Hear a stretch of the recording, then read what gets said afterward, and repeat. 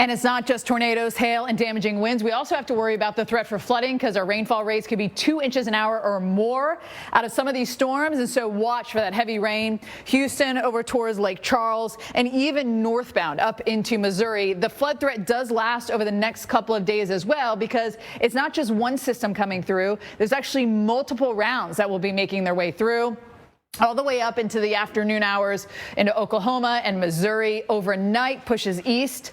So Alabama, Mississippi, Florida, we get into the mix. And then as we head into Friday evening, you see everything kind of push east. But then we get another system that's going to reinvigorate all the rain coming in for the south. So moisture streaming in Florida, Georgia, on into South Carolina. Severe weather for our Saturday. And we aren't going to see the intensity as much as it was, but there's still that threat for some of that severe weather for us. Saturday, it's going to be a soaker. We really need the rain, though. It is so dry, so seeing all this green on the map is just phenomenal. And it lasts really through the day on Sunday. Monday, we're looking much better. Look at the exceptional drought from Tennessee to Texas. The rain going right over that, the heaviest stuff, essentially right along the coastal areas. But we're anywhere from 1 to 2, 3 feet below average on rainfall, Jim, anywhere from really Tennessee down to Texas.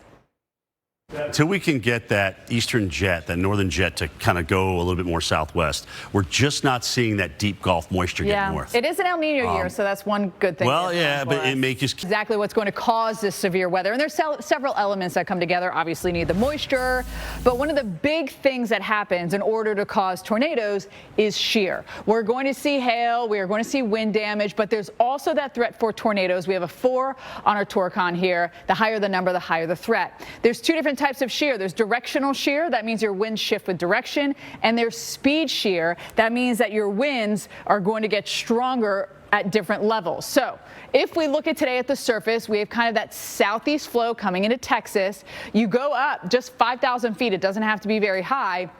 And you see the winds more out of the south-southwest.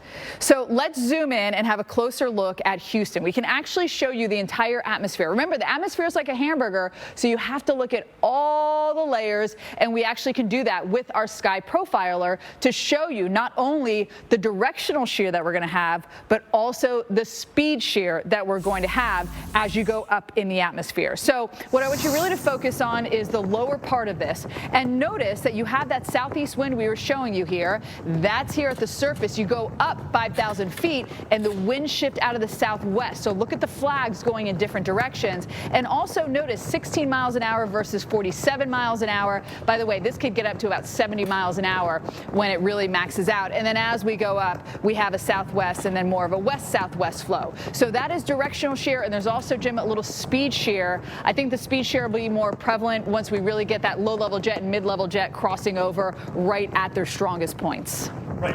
1 million people live in households that struggle to put food on the table. That's according to 2022 data from the United States Department of Agriculture. And over 108 billion pounds of food goes uneaten, which is the equivalent of 40% of the country's food supply. That's an unbelievable statistic. Joining us live to talk about the bridging gap between the maligned food system and the malnourished is Ken Baker.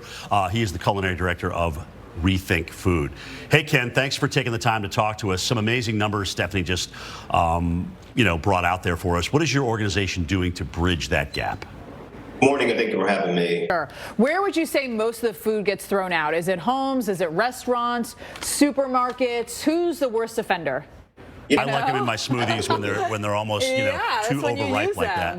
Why does so much food get thrown out or uneaten? I mean, what is it? Just like you said, the propensity to have like the most perfect part of that fruit or vegetable at that time? Well, there's a lot of distinct seconds. Do you have any advice, Freddie? Did you have something else? No, I just want to ask you, are there any other cities doing this?